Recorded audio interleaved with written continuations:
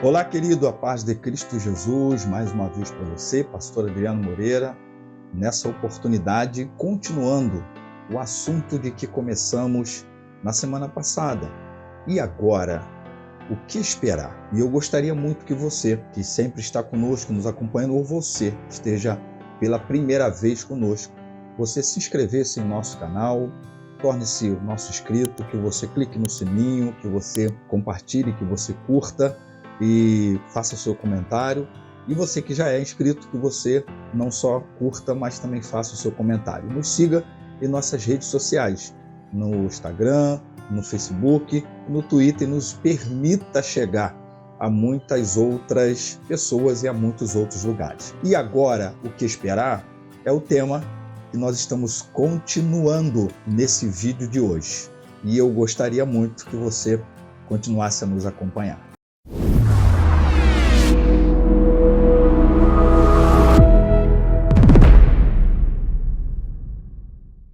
Nós começamos falando na semana passada deste tema, deste assunto, por conta do contexto político do nosso país, o Brasil especificamente. Porém, exatamente a pergunta vem por conta de se ter esperado uma continuidade de um governo, pelo menos por boa parte, ou a maioria, e que dividiu o país, e agora um novo governo, desde o dia 1º, assumiu. E a pergunta é essa: e agora o que esperar? E nós iniciamos falando de que, primeiro, as Escrituras nos ensinam que nós estamos nos últimos dias. Textos como de Hebreus, capítulo 1, verso 2, textos como de Paulo falando a Timóteo, segunda epístola de Paulo a Timóteo, capítulo 3, verso 1, que vão nos afirmar que nós estamos nos últimos dias. E começamos a falar o que as Escrituras nos ensinam sobre esses últimos dias, que compreende desde o primeiro advento de Cristo até o segundo, desde a primeira vinda até a segunda. Então nós estamos nesse espaço de tempo que a Bíblia chama de últimos dias. E o que se esperar? E aí as Escrituras é que vão nos ensinar, nos mostrar algumas coisas. E falamos anteriormente de 4 delas, e precisamos estar atentos. E agora, o que será, o que esperar, é a pergunta que a gente continua fazendo. Por isso, o que mais as Escrituras nos ensinam sobre o que esperar? Entre as 4 que já falamos anteriormente, eu quero falar de mais algumas. Crise econômica. Quando nós vamos para Lucas capítulo 21 e verso 11, inclusive um texto que lemos no vídeo anterior, o texto vai falar desses últimos dias, onde Jesus, nesse sermão profético, ele vai exatamente falar sobre fome. Ele vai falar de epidemias ou pestes, conforme a referência, a versão da Bíblia que você esteja lendo, mas vai falar de crise econômica, porque vai falar de fome. E onde há fome é porque há crise econômica, é onde a pobreza se estabeleceu de maneira muito forte, muito grande, muito profunda, bem radical. O país vive crise econômica, nós sabemos disso. Até independente de governos que possam ter melhorado por um lado ou pelo outro, mas nós temos vivido hoje, de fato, uma crise econômica de alguma forma. Nós ainda estamos vivenciando situações e, desde o dia 1º, já começaram a aumentar algumas coisas. Outra coisa que a Bíblia vai nos ensinar, que deve-se aguardar, deve-se estar preparado para enfrentar nesses últimos dias, é a inversão de valores. Isaías capítulo 5 e verso 20 é um dos textos mais citados quando está se falando de inversão de valores, onde o texto vai exatamente nos falar sobre o justo que é trocado pelo injusto, o certo é trocado pelo errado, aquilo que é bom é trocado pelo que é mal. Ou seja, hoje nós estamos vivendo uma patente, latente inversão de valores, onde exatamente o que é o correto transformou-se em incorreto, e aquilo que é o incorreto se tornou-se incorreto, e vice-versa.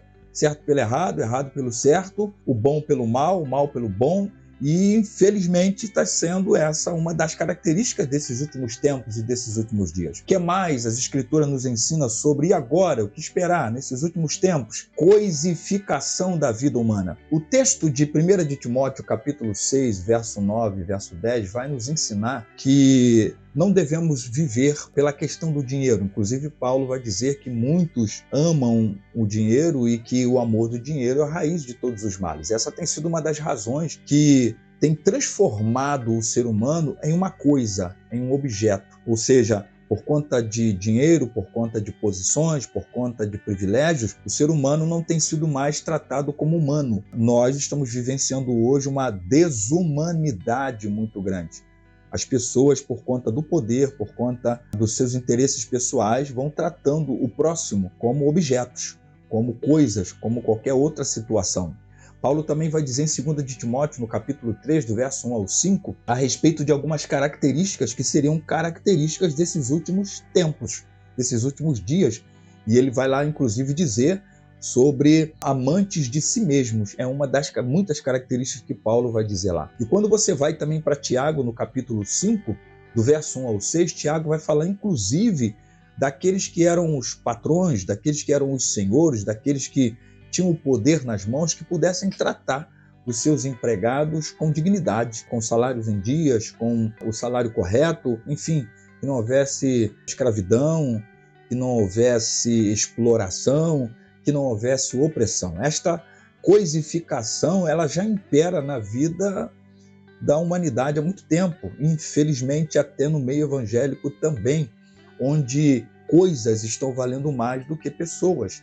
E onde pessoas, inclusive, elas são avaliadas pelo que elas têm, pelo que elas possuem ou pelo que elas conquistam. E uma outra, que eu quero encerrar esse vídeo falando sobre esse e agora o que esperar, é uma manipulação religiosa.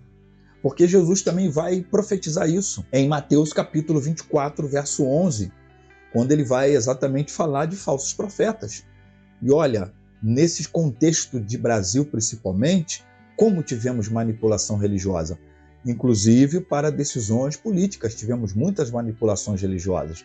1 de João, capítulo 2, verso 18, o apóstolo João também vai falar de anticristos, ele fala no plural, que são exatamente essas figuras que, em nome de uma posição, em nome de um poder, em nome de uma capacidade de influência, vá manipulando opiniões e manipulando multidões. 1 de Timóteo, capítulo 4, verso 1, Paulo também vai afirmar a mesmíssima coisa.